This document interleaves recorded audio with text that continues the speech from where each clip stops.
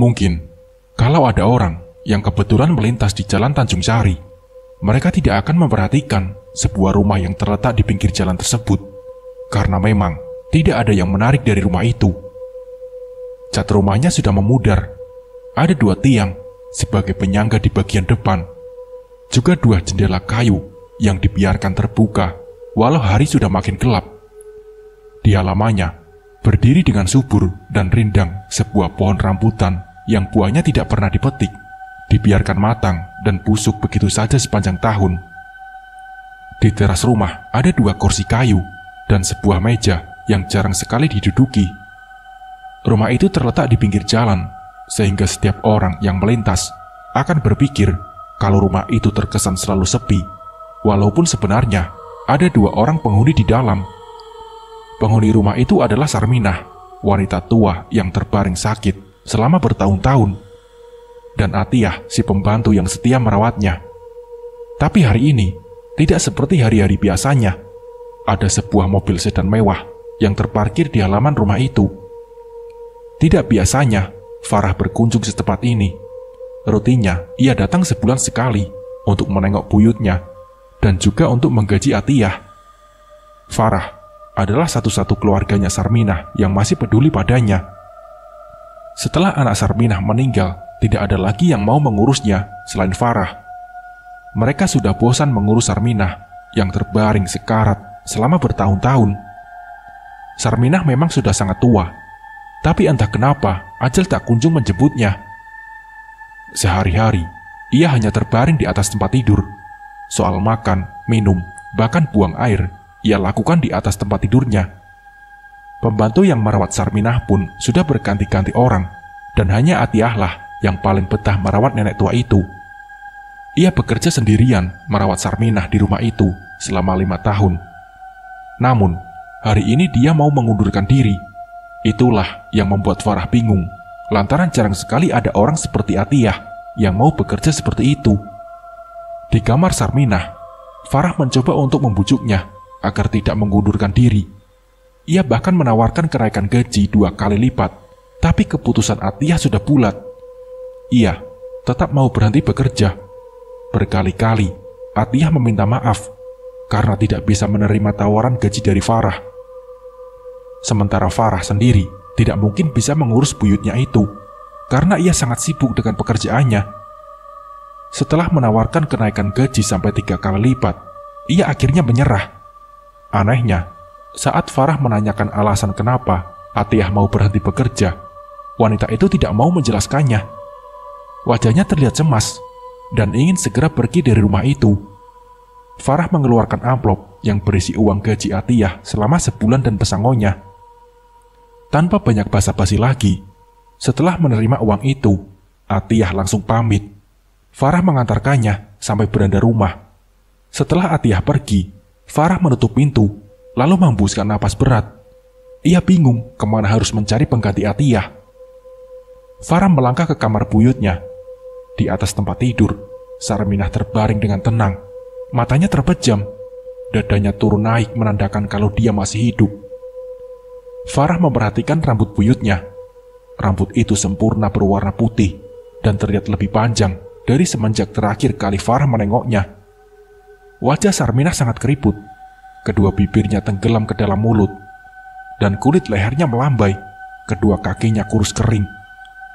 Biasanya, kalau Sarminah merasa lapar, ingin buang air atau haus, matanya pasti terbuka, kemudian melenguh, macam suara kerbau yang sedang disembelih. Memberi pertanda kalau Sarminah ingin dilayani.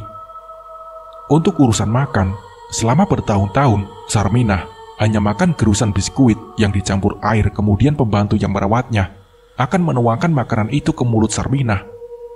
Itu pun si pembantu harus membukakan mulut Sarminah terlebih dahulu. Saat Farah sedang memandangi kondisi Sarminah, tiba-tiba nenek itu melenguh, matanya terbuka. Farah paham itu. Segera dia memeriksa bokong buyutnya, tapi masih kering. Pampersnya belum bocor karena tadi pagi Atiyah memakainya sebanyak 3 lapis. "Mbok, mau apa?" tanya Farah sambil senyum ke wajah Sarminah. "Haus ya? Dari atas meja kecil di samping tempat tidur Sarminah, ia sendok air tersebut. Namun, saat Farah menuangkannya ke mulut Sarminah, air itu malah dimuntahkan. "Mbok lapar?" Tetap saja, ketika Farah menuangkan makanan ke mulut Sarminah, nenek itu perlahan memuntahkannya lagi. Farah menyeka rambutnya yang panjang. Ia bingung sebenarnya apa yang diinginkan buyutnya itu. Ia terus melenguh, tidak karuan. Suaranya bahkan terpantul ke dinding kamarnya. Dalam kebingungan, ia merogoh telepon genggam, bermaksud untuk menghubungi kerabat yang lain. Tapi, semua kerabatnya itu tidak ada yang peduli. Mereka malah menyuruh Farah untuk menyuntik mati Sarminah, lantaran sudah bosan mengurusnya lagi. Sudah beberapa kali Sarminah dibawa ke rumah sakit, tapi penyakitnya tidak kunjung sembuh, sedangkan biaya rumah sakit semakin membengkak. Akhirnya, mereka membawa pulang Sarminah dan menyuruh orang lain merawatnya. Saat Sarminah masih melenguh, tiba-tiba terdengar suara gong ditabuh. Suara itu terdengar hanya sekali pukulan saja.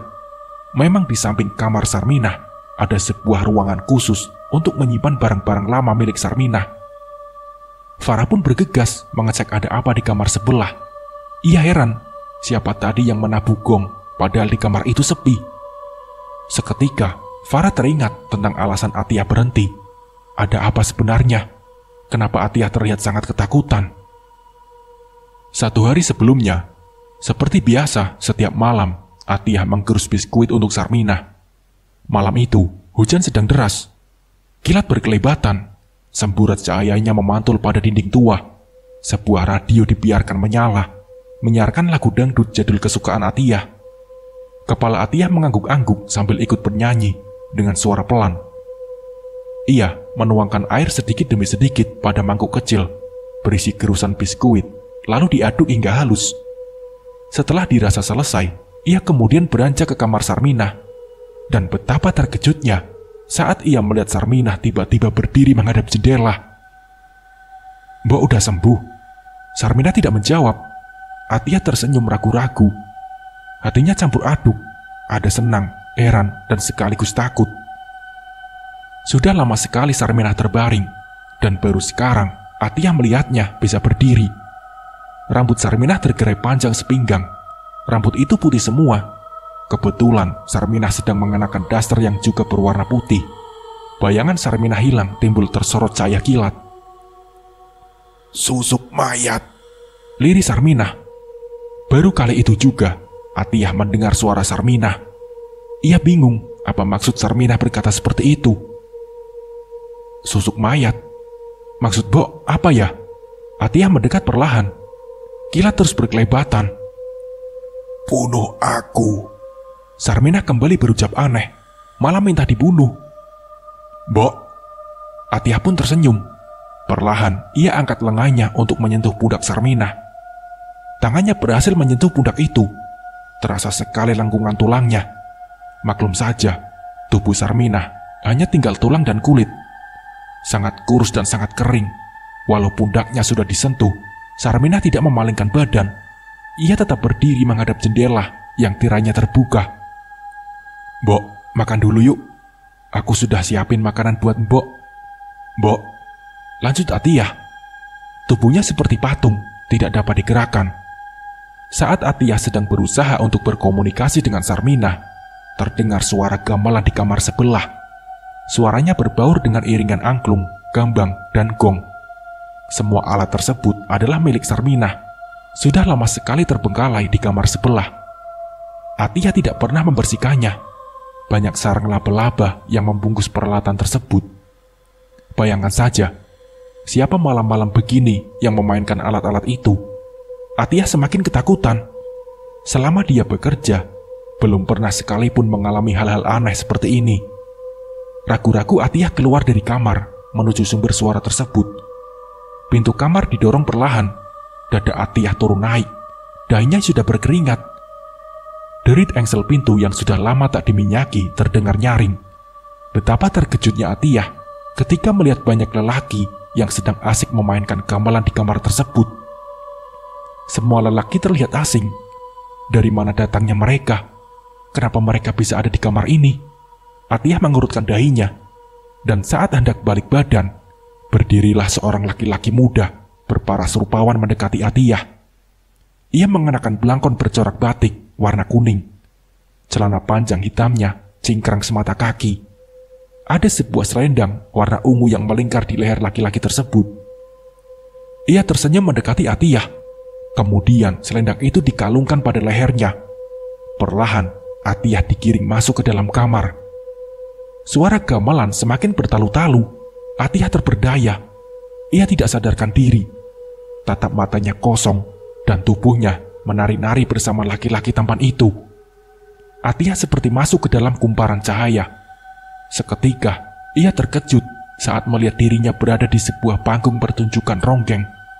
Orang-orang ramai menontonnya dari bawah sambil bersorak-sorak memanggil nama Atiyah. Ia meraba pakaiannya sambil terheran-heran. Atiyah mendapati dirinya sudah berpakaian seperti seorang ronggeng. Kebaya, sarung batik, rambutnya dikonde, ada bunga melati di rambut belakangnya. Selendang terselempang di lehernya. Di mana ini? Atiyah pun kebingungan. Atiyah juga meraba wajahnya. Pipinya tebal sekali oleh bedak.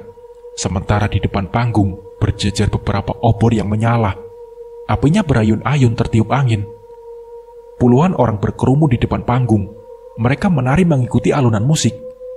Di atas panggung tersebut bukan hanya Atiyah saja yang menjadi ronggeng. Ada 3 orang lainnya yang sedang menari dengan sangat anggun. Di hadapan mereka ada beberapa laki-laki yang ngiping, menari sambil menyawer. Perhatian Atiyah tiba-tiba tertuju ke sebuah keributan di tengah penonton. Di sana, terlihat seorang wanita buruk rupa diseret paksa oleh 3 orang wanita cantik. Mereka semua berpakaian ronggeng. Hanya saja, pakaian si wanita buruk rupa itu sudah acak-acakan seperti habis dianiaya. 2 orang memegangi tangannya, sedangkan 1 orangnya lagi menjambak rambutnya. Saat itu juga, alunan musik berhenti. Semua orang tertuju kepada wanita buruk rupa itu yang sedang menangis meminta ampun. Si Sarminah, maling pakaian ronggengku, dasar wanita buruk rupa, terkutuk. Salah satu dari wanita itu memaki-maki Sarminah. Kau yakin dia malingnya? Tanya salah seorang penonton.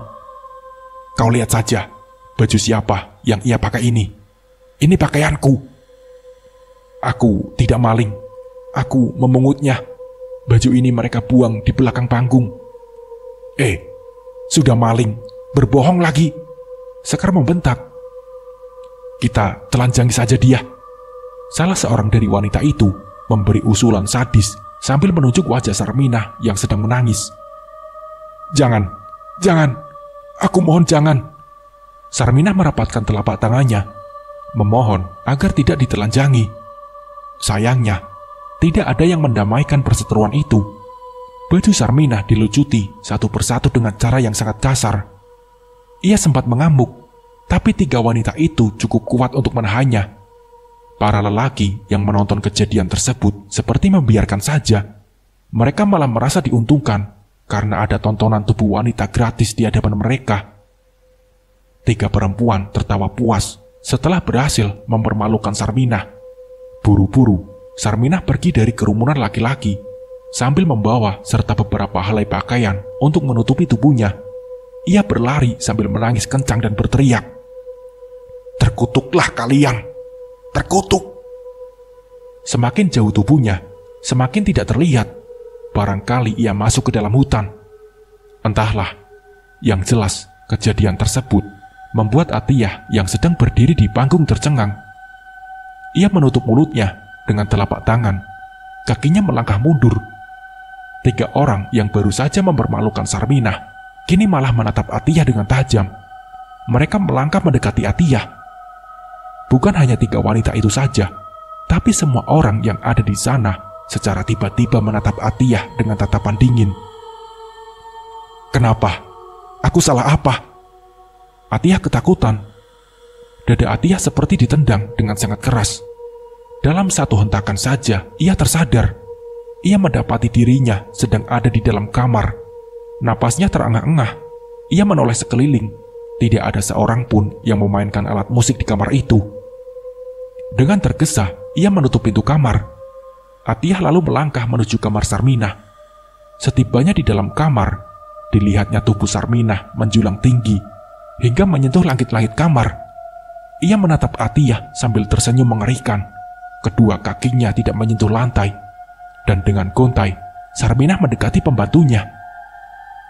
"Mayatku, kau mayatku." Atiyah menjerit ketakutan. Ia lari terbirit-birit hendak keluar rumah. Tapi pintunya terkunci rapat dan tidak dapat dibuka. Sarminah semakin mendekat. Tubuh Atiyah sekarang berada di antara selangkangan Sarminah. "Mayatku," desis Sarminah. Atiyah pun pingsan seketika. Suara gong terdengar hanya sekali. Perlahan, Farah membuka pintu kamar tempat penyimpanan alat-alat musik ronggeng milik Sarminah. Tidak ada siapa-siapa di dalamnya. Hanya ada alat-alat musik ronggeng yang terbungkus sarang laba-laba. Ia kembali ke kamar Sarminah. Sontak saja Farah berteriak saking kagetnya lantaran melihat Sarminah duduk di atas kasurnya dengan keadaan mata melotot dan mulut terbuka lebar.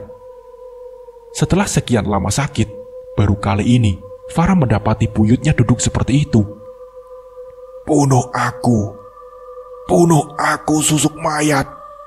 Suara yang keluar dari tenggorokan Sarminah terdengar sangat kering dan ringkih. Farah tidak mengerti apa yang sedang diucapkan buyutnya itu. "Mbok, udah bisa duduk?" tanya Farah sambil menampakkan wajah ketakutan. Tidak lama kemudian, terdengar seorang mengetuk pintu. Farah bergegas membukanya, dan mereka sudah datang. Itu ternyata kerabat Farah yang juga masih keturunan Sarminah. Sebenarnya, Farah meminta semuanya hadir, tapi yang datang hanya 3 orang saja. Mereka adalah Ningsih, Gion, dan Rizal. Semuanya adalah cicit Sarminah. "Kalian lihat ini." Farah dengan panik menunjukkan keadaan buyutnya. "Mbok sudah bisa duduk?" tanya Gion. "Kalian dengar, bunuh aku susuk mayat." Sarminah terus-terusan mengucapkan kalimat tersebut. Gion pun mendekat dan menyentuh kening Sarminah. "Mbok," tanya Gion. "Dia tidak sadar. Ini aneh. Baru kali ini aku melihat Mbok duduk dan bisa bicara seperti itu," kata Farah.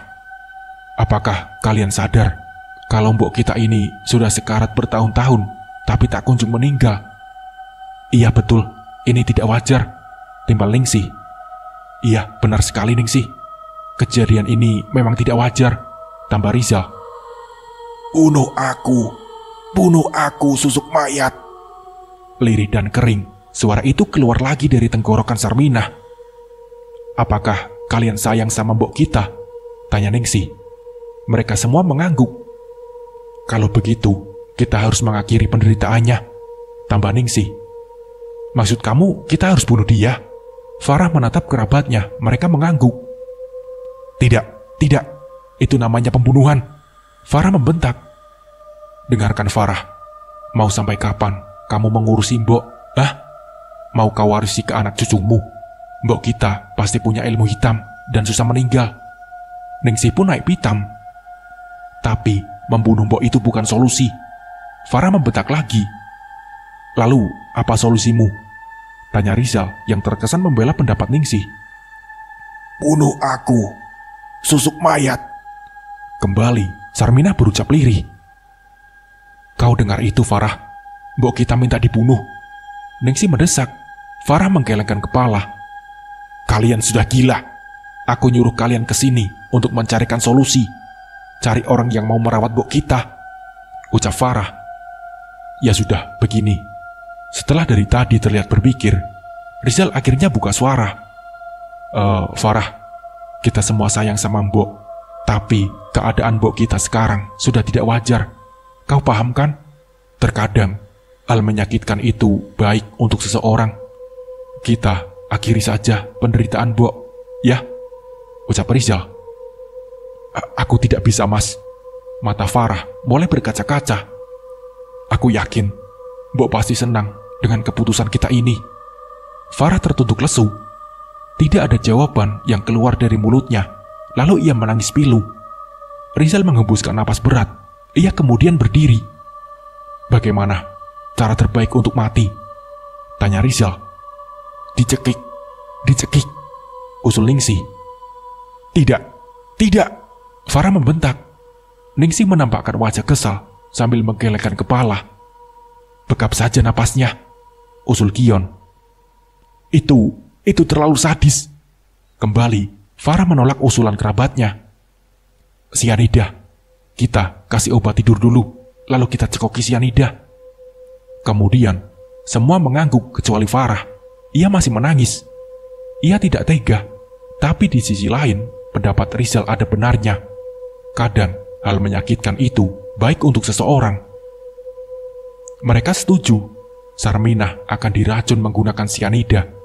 Rizal segera pergi untuk mencari obat tidur dan sianida.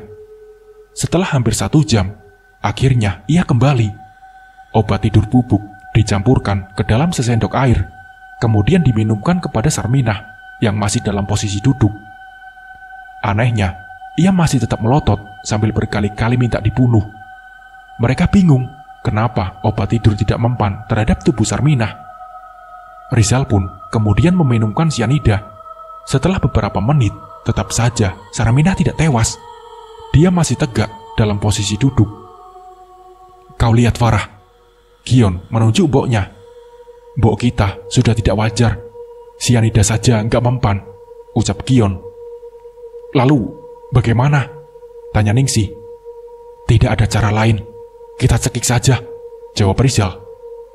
Tidak, tidak, Farah menolak. Tapi sekarang, tidak ada yang peduli dengan penolakan Farah. Mereka tetap akan membunuh Sarminah demi menghentikan penderitaannya.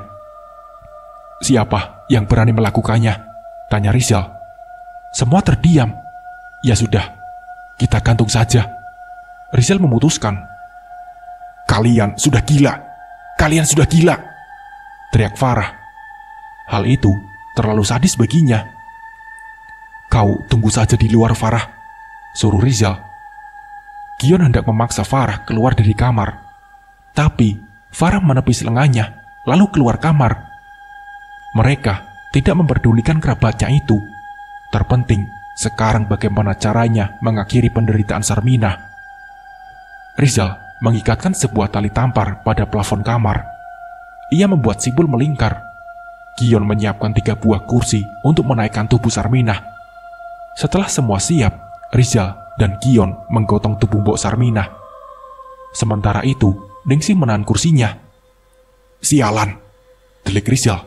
Kenapa? Gion menggerutkan dahi. Pampersnya bocor, jawabnya. Perlahan, tubuh Sarminah dinaiki ke atas kursi. Sebuah tali dikalungkan di lehernya. Rizal masih menahan tubuh Sarminah dari bawah. Setelah semua sempurna, ia melepas pegangannya. Sarminah digantung, tangannya tidak meronta. Kakinya tenang melayang di atas lantai, dan kedua matanya melotot. Ia tidak lagi berucap apa-apa. Setelah 1 jam digantung, Rizal dan Gion menurunkan tubuh Sarminah. Mereka memeriksa detak jantung dan denyut nadi. Sudah tidak ada. Sarminah mati. Itu membuat mereka tersenyum bahagia. Akhirnya, upaya mereka untuk mengakhiri penderitaan Sarminah berhasil. Sekarang bagaimana? Tanya Gion. Kita makamkanlah, jawabnya. Aku ingin ada pengajian dulu, serga Farah. Walau bagaimanapun, ia tetap sayang sama mboknya. Ya sudah, terserah kamu, jawab yang lainnya.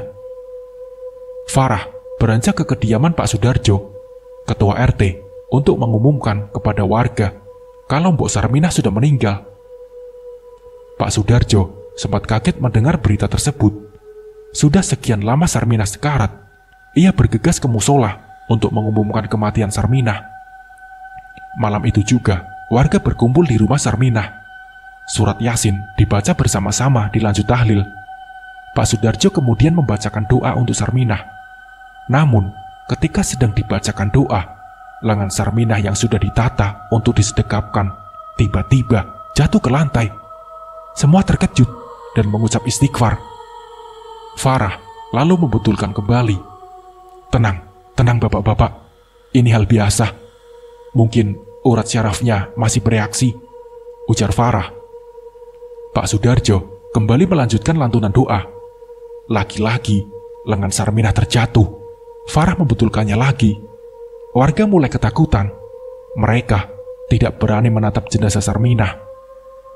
Tak lama berselang, terdengar suara gong dipukul dari kamar. Itu membuat semua orang yang hadir di sana berteriak kaget. Dan saat itu juga, jenazah Sarminah melesat, terbang begitu saja sambil tertawa terbahak-bahak. Kain yang menutupi tubuhnya berhambur kemana-mana. Tubuhnya seperti menguap menembus langit-langit rumah. Ia menghilang. Itu membuat semua orang lari terbirit-birit ketakutan. Mereka pasti akan mengingat suara tawa Sarminah yang terbahak dan besar itu. Jenazahnya tidak pernah ditemukan lagi. Rumah itu menjadi sangat angker. Setiap malam, suara tawa Sarminah selalu terdengar di langit-langit rumah itu dan membuat warga ketakutan. Farah sudah memasang pelang kalau rumah itu dijual. Namun, sampai sekarang belum juga laku. Siapa sebenarnya Sarminah? Dulu sekali, di sebuah kampung bernama Ciijau, Sukanti, seorang perempuan cantik yang merupakan penari ronggeng tersohor, melahirkan bayi perempuan berwajah buruk. Ia tidak menyangka kalau bayinya akan lahir dalam keadaan jelek seperti itu. Tidak punya batang hidung, bibirnya sungging, matanya rapat sebelah, pipinya seperti habis terkena luka bakar. Dijamin semua orang yang melihat bayi Sukanti akan bergidik ngeri atau bisa jadi ngilu. Orang-orang kampung itu berkata, pasti bayi Sukanti kena kutukan karena bayi itu adalah hasil hubungan gelapnya dengan Burhan. Tapi anak tetaplah anak. Sukanti tidak mau menyesali kelahiran putrinya itu, juga tidak pernah menangisi kepergian Burhan, lelaki bajingan yang menghamilinya. Dari penghasilan menari ronggeng itulah ia menghidupi putrinya. Sarminah, begitu nama yang diberikan pada gadis buruk rupa itu. Tidak ada yang mau berteman dengan Sarminah. Ia sering terlihat bermain sendirian di bawah pohon bambu, hanya sebuah boneka yang terbuat dari batang kayu yang menjadi temannya sehari-hari. Nasib malang belum sampai di situ. Saat usianya menginjak 15 tahun, ibunya meninggal karena sakit. Ia tidak pernah tahu penyakit apa yang diderita ibunya. Semenjak saat itu, kehidupannya semakin sulit. Untung saja ada Mbok Ibah, dukun Paraji yang pernah membantu ibunya saat melahirkan. Dia bersedia memungut Sarminah sebagai anaknya. Mbok Ibah ini sudah sangat tua. Ia lahir saat Indonesia masih dijajah Belanda. Bahkan di zaman Jepang, ia sempat menjadi Jagun Ianfu, budak pemuas nafsu tentara Jepang. Karena masih bisa selamat dari cengkraman tentara Jepang, teman-temannya banyak yang mati di tempat lokalisasi. Ada yang bunuh diri atau tewas diperkosa ramai-ramai oleh tentara Jepang. Sekarang, nenek tua itu harus mengurus Sarminah, si gadis buruk rupa. Mbok Ibah yang sudah bungkuk membawa Sarminah ke rumahnya. Selama bertahun-tahun, ia menghidupi Sarminah. Dari hasil memijat warga kampung hingga Sarminah tumbuh dewasa. Satu hal yang tidak bisa dihilangkan dalam dirinya, ia ingin seperti ibunya, menjadi penari ronggeng yang tersohor di Ciijau. Tapi dengan keadaan wajahnya yang buruk rupa tersebut, bagaimana mungkin ia mengikuti jejak ibunya? Seorang penari ronggeng harus punya paras yang cantik dan tubuh indah. Kalau macam Sarminah, rasanya sangat mustahil bisa seperti itu. Setiap malam, di kamarnya yang sempit berdinding bilik, ia sering latihan menjadi ronggeng, memperagakan gerakan-gerakan ronggeng yang sering ia tonton saat ada pertunjukan di kampung.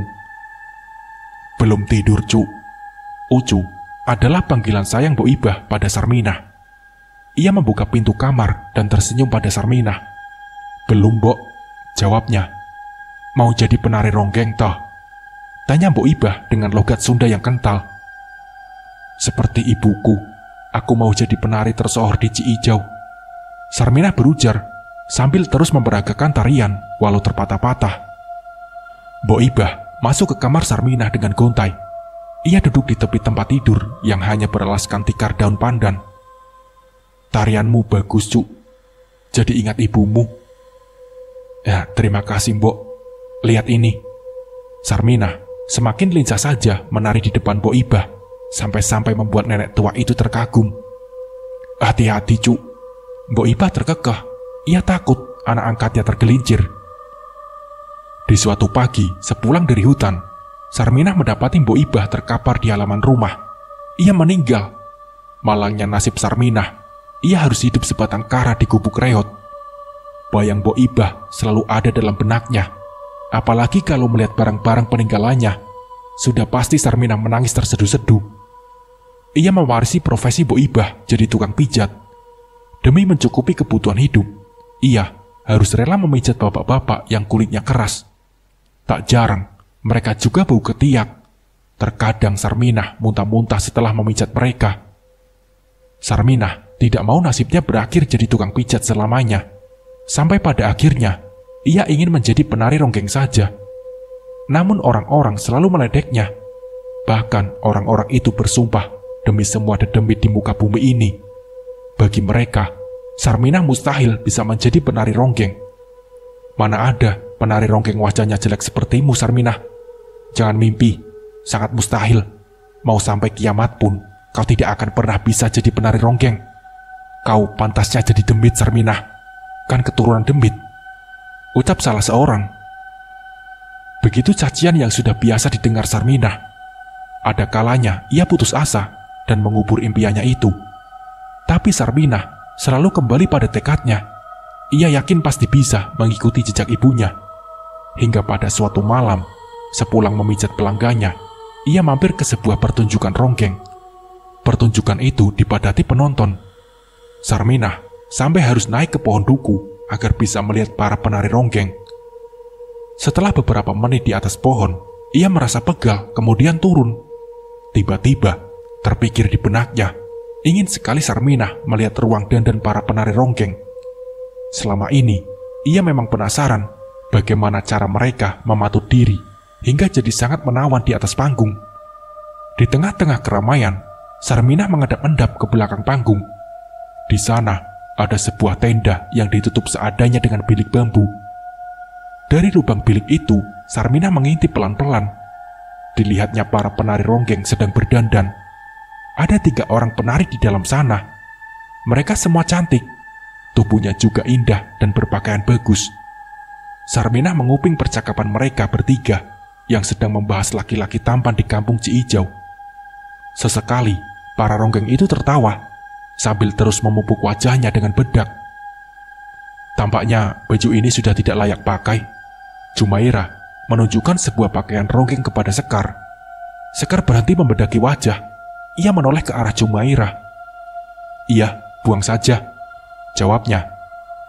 Dilemparlah pakaian tersebut ke belakang tenda. Sarminah melihat pakaian ronggeng yang dibuang. Segera ia memungutnya, kemudian mengenakan pakaian tersebut. Hatinya sangat senang. Tidak disangka-sangka pakaian itu pas di badannya. Dengan perasaan gembira, ia menari-nari di belakang tenda layaknya penari ronggeng. Tak terasa kakinya tersandung akar pohon duku. Tubuhnya terjerembab ke semak-semak. Para sinden di dalam tenda mendengar suara tersebut. Mereka berhambur keluar untuk melihat siapa yang ada di belakang tenda. Ternyata si wanita buruk rupa. Mereka kenal Sarminah. Dan tentunya mereka membenci perempuan itu karena wajah Sarminah buruk rupa. Mereka yakin kalau Sarminah bisa membawa sial. "Oh, rupanya kau Sarminah," ucap Jumairah. "Maling kau ya," Sekar membentak. "Kita habisi saja dia," Komariah mengusulkan ide kejam. Dengan sadis, mereka menyeret Sarminah ke tengah-tengah penonton. Di sana, mereka menelanjanginya. Sarminah kemudian lari sambil menangis. Ia sangat terluka diperlakukan tidak manusiawi seperti itu. Sarminah tidak pulang ke rumah, melainkan pergi ke makam ibunya. Malam-malam seperti itu, ia menangis terseduh-seduh di pinggir pusara ibunya. Ia tumpahkan semua kesedihan. Saat itu pula, dari kegelapan di antara batang-batang pohon, muncul sesosok kakek berpakaian hitam. Kakek itu mendekati Sarminah. Grup ronggeng Sadiman semakin lama semakin terkenal. Mereka bukan saja berkeliling di kampung Ciijau, tapi juga ke kampung-kampung lain. Wajah Sarminah yang buruk rupa malah menjadi daya tarik sendiri di kampung-kampung tetangga. Mereka juga terkagum-kagum dengan tarian Sarminah yang indah gerakannya. Bukan hanya anak-anak kecil saja yang menonton, Orang-orang dewasa pun ikut berkerumun dan sesekali menyawer Sarminah.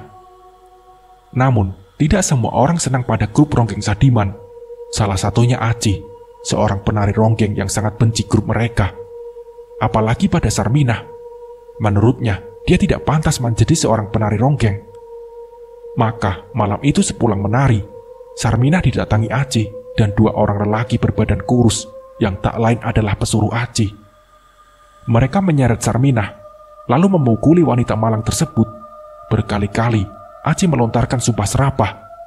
Sarminah berteriak minta tolong, tapi tidak ada yang bisa mendengarnya karena rumah peninggalan Mbok Iba itu terpisah dari pemukiman warga. Aci tahu kalau Sarminah yang menjadi daya tarik grup ronggeng Sadiman. Maka dari itu, dialah yang harus diberi pelajaran. Aci mengancam akan membunuhnya kalau dia berani menari lagi. Sarminah ditinggalkan sendiri di bawah pohon bambu. Mukanya bonyok, lengannya berdarah, pergelangan kaki kirinya patah. Aci sengaja mencederakannya agar dia tidak bisa menari lagi. Di tengah kegelapan, Sarminah berteriak kesakitan sambil menangis meminta tolong. Tubuhnya mulai melemah, matanya perlahan terkatup. Ia tidak sadarkan diri. Dan keesokan paginya, saat Sarminah tersadar, ia sudah di atas tempat tidur di rumahnya. Melati mengambilkannya minum, sementara Sadiman duduk di samping Sarminah. Wajahnya terlihat khawatir. Ia membasuhkan kain basah pada luka lengannya Sarminah. Sesekali, wanita itu meringis kesakitan saat kain menyentuh lukanya. "Siapa yang berbuat ini padamu, Sarminah?" tanyanya. "Acih, Bah. Dia membawa dua orang lelaki untuk memukuliku." Seketika, Sarminah berucap dan kesakitan saat hendak menggerakkan kaki kirinya. "Kurang ajar. Biar ku beri pelajaran dia," delik Sadiman. "Jangan, Bah. Dia banyak pesuruhnya. Sangat berbahaya, Bah," jawab Sarminah. Sadiman tertunduk. Ada benarnya juga perkataan Sarminah. Aci itu orang kaya. Dia bisa membayar orang untuk melakukan apapun yang dia mau. Dan sekarang terbukti, kemauan Aci terkabul. Sarminah tidak akan bisa menari lagi, kakinya cedera. Lagi pula, Aci juga mengancam akan membunuh Sarminah. Jadi walaupun sembuh, ia tidak berani menari lagi. "Aku tidak bisa menari lagi, Bah," ucap Sarminah. "Aku akan menyembuhkanmu, Sarminah," kata Abah Sadiman. "Kakiku patah, Bah," jawabnya. Sadiman terdiam. Ia melihat tulang kaki Sarminah yang menonjol keluar, sangat parah dan sulit disembuhkan. "Kakiku mungkin harus dipotong, Bah," ucap Sarminah. Air mata keluar membasahi pipi Sarminah. "Sarminah, kalau kau mau, Abah bisa bantu kamu untuk menanamkan susuk mayat dalam tubuhmu," ucap Sadiman. "Apa? Susuk mayat?" Dahi Sarminah mengkerut. Ia tidak pernah mendengar susuk itu sebelumnya. "Iya, kau akan sembuh kembali. Bukan hanya itu, Sarminah, tapi wajahmu juga akan berubah jadi cantik," ucap Sadiman. "Syaratnya apa, Bah?" tanya Sarminah. "Makan daging mayat, orang yang baru meninggal," jawabnya. "Tidak, Bah, aku tidak sanggup," Sarminah menolak.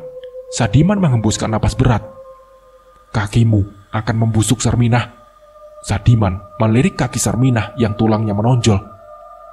"Potong saja, Bah. Lagi pula, aku sudah terbiasa cacat. Sangat pantas bagi wanita berwajah buruk seperti aku punya kaki buntung," jawabnya. Melati mendekati kakeknya. Ia memandangi Sarminah dengan penuh iba. Sadiman tidak mau memaksanya untuk menggunakan susuk mayat. Ia akhirnya hanya mengobati Sarminah dengan rempah-rempah ala kadarnya. Semakin lama, luka Sarminah semakin parah. Kakinya membusuk dan mengeluarkan bau tidak sedap. Hingga pada suatu sore, ia meminta Sadiman memotong kakinya. Wanita itu menjerit kesakitan sambil menggigit kain saat sebuah golok yang sudah diasah tajam menebas kakinya. Seketika, kakinya yang busuk tersebut putus. Ia mengerang-ngerang sambil menangis. Suaranya membuat sekawanan burung pipit di dahan pohon kecapi terbang berhamburan. Sadiman merawat wanita malang itu setiap hari. Kaki kiri yang sudah buntung dilumuri rempah-rempah agar lukanya cepat pulih. Setiap hari, ia mengganti kain pembungkus kaki Sarminah. Anehnya, luka itu tidak kunjung sembuh, malah semakin parah. Kakinya bernanah, mengeluarkan bau busuk, memar menjalar ke betis Sarminah. Setiap malam, ia tidak bisa tidur karena menahan rasa sakit yang seperti membakar kakinya. Abah, Abah. Tengah malam, Sarminah membangunkan Sadiman. Ia tidak kuat menahan sakit. Iya, Sarminah. Masih dalam keadaan kantuk, Sadiman menghampiri wanita yang sedang kesakitan itu. Susuk mayat itu, apa aku masih boleh memakainya? Ucap Sarminah. Iya, tentu Sarminah, kau akan sembuh dan berwajah cantik. Ucap Sadiman. Berikan aku susuk itu, Bah. Aku sudah tidak kuat lagi menahan sakit. Ucap Sarminah. Baik, nanti Abah carikan daging mayat manusia. Sadiman menyeringai senang. Seberapa banyak aku harus memakannya? Ucap Sarminah. Semua, Sarminah. Semua bagian tubuhnya terkecuali tulang. Jawab Sadiman. Aku tak akan mampu, Bah. Jawab Sarminah. Tidak perlu sekali habis. Kau bisa menghabiskannya berhari-hari. Ucap Sadiman. Tapi setelah aku melakukannya, apa aku benar-benar akan sembuh? Tanya Sarminah. Setelah kau selesai memakan mayat itu, Abah akan tanamkan susuk mayat di tubuhmu. Ucap Sadiman lagi. Kalau begitu, lekas carikan mayat untukku, Bah. Ucap Sarminah. 1 bulan berlalu, tapi belum juga ada orang kampung yang meninggal. Sementara itu, kaki Sarminah semakin parah, membusuk hingga menjalar ke paha, mengundang lalat hijau yang selalu hinggap di kakinya. Sadiman kebingungan, kalau tetap dibiarkan seperti itu, Sarminah bisa meninggal. Melati, Abah titip Sarminah ya. Tolong kau jaga dia. Abah ada urusan di kampung seberang. Anak itu mengangguk. Sadiman pergi ke kampung tetangga untuk memata-matai kuburan, mencari mayat yang baru saja meninggal. Sayangnya, tidak ada warga yang meninggal. Sadiman kesulitan mendapatkan mayat segar. Hingga akhirnya, ia menyerah dan pulang dengan tangan hampa. Di perjalanan pulang, tepatnya di kampung Balangandang, ia melihat iring-iringan orang yang sedang memikul keranda. Wajah Sadiman seketika cerah. Ia membuntuti proses pemakaman tersebut, dan ternyata yang meninggal adalah seorang lelaki. Malamnya, saat semua warga sedang terlelap tidur, Sadiman mengendap-endap ke pemukiman warga. Ia mencuri cangkul dan sebuah karung besar. Setelah itu, ia segera ke pemakaman untuk menggali kuburan orang yang baru meninggal tadi siang. Dengan tergesa-gesa, ia mulai membongkar kuburan. Keringat membasahi seluruh badan. Sesekali, ia menoleh ke sekeliling, memastikan kalau tidak ada orang yang melihatnya. Selang beberapa saat, ia berhasil mengangkat mayat itu, kemudian dimasukkan ke dalam sebuah karung. Tapi, sialnya tidak muat. Sadiman mengeluarkan sebuah golok. Ia memotong bagian perut mayat itu, hingga terburai semua isi perutnya. Akhirnya, mayat tersebut bisa dimasukkan ke dalam karung. Ia mengikat karung itu dengan sebuah tali yang terbuat dari sobekan bajunya sendiri. Dengan susah payah, Sadiman berhasil membawa mayat itu. Ia keluarkan isi karung di hadapan Sarminah. Seketika wanita itu mual melihatnya. Untung saja, Melati sudah tidur dan tidak melihat apa yang dibawa kakeknya. Selama berhari-hari, Sarminah dikurung di dalam kamarnya. Melati tidak diperbolehkan masuk karena Sarminah sedang berusaha untuk menghabiskan seenggok mayat. Di dalam kamar itu, ia memakannya sedikit demi sedikit. Tidak jarang, Sarminah muntah-muntah. Sadiman sudah mencincang mayat itu agar mudah disantap Sarminah. Setelah 1 minggu, akhirnya ia berhasil memakan semua organ tubuh dari mayat lelaki itu. Yang tersisa hanya tulang belulang saja. Setelah tahu kalau Sarminah telah menghabiskannya, Sadiman membawa 2 buah jarum sepanjang telunjuk orang dewasa. Lalu jarum tersebut ditusukkan ke kening Sarminah dan perutnya. Sarminah menjerit kesakitan. Sadiman membacakan mantra-mantra. Bibirnya bergemetar dan matanya terpejam. Asap seketika muncul dari sela-sela tanah, memenuhi kamar Sarminah. Ia meniup pelan-pelan asap putih yang menghalangi pandangannya. Tampaklah Sarminah yang sudah berubah menjadi wanita yang sangat cantik. Bibirnya tipis imut, wajahnya putih, dengan tai lalat kecil di pipi sebagai pemanis. Matanya sipit, rambutnya tergerak indah sepinggang. Ia telanjang bulat di atas tempat tidurnya. Entah apa yang terjadi, pakaiannya yang sudah lusuh dan bau seketika hilang begitu saja. Sadiman menutupi tubuh Sarminah dengan kain. Semenjak saat itu, Sarminah berganti nama menjadi Nini Bogem. Wajahnya sudah benar-benar berbeda dari sebelumnya. Ia kembali menari dengan grup Ronggeng Sadiman. Nama Nini Bogem semakin terkenal. Grup Ronggeng Sadiman semakin besar dan tidak bisa ditandingi. Bukan sekali dua kali, Aci mendatangi Nini Bogem untuk menghabisinya. Tapi semenjak punya susuk mayat, wanita itu makin sakti. Semua pesuruh Aci kalang kabut, tidak bisa menghabisi Nini Bogem. Bertahun-tahun, Sarminah menggunakan nama panggung Nini Bogem. Tidak ada yang mengenalinya. Mereka menganggap Sarminah si tukang pijat itu sudah mati. Sadiman dan Melati juga merahasiakan identitas asli Nini Bogem. Sarminah hidup panjang umur, sampai Ronggeng tidak lagi laku. Hingga pada suatu hari, ia jatuh sakit dan mengalami sekarat yang berkepanjangan. Susuk itu, iya, susuk mayat yang membuatnya susah untuk mati. Tidak ada yang tahu dan tidak ada yang bisa mengeluarkan susuk itu kecuali Sadiman. Nah, seperti itulah kisahnya. Semoga dari kisah ini kita bisa mengambil hikmah dan pembelajarannya. Mungkin cukup sekian dari saya. Wassalamualaikum warahmatullahi wabarakatuh.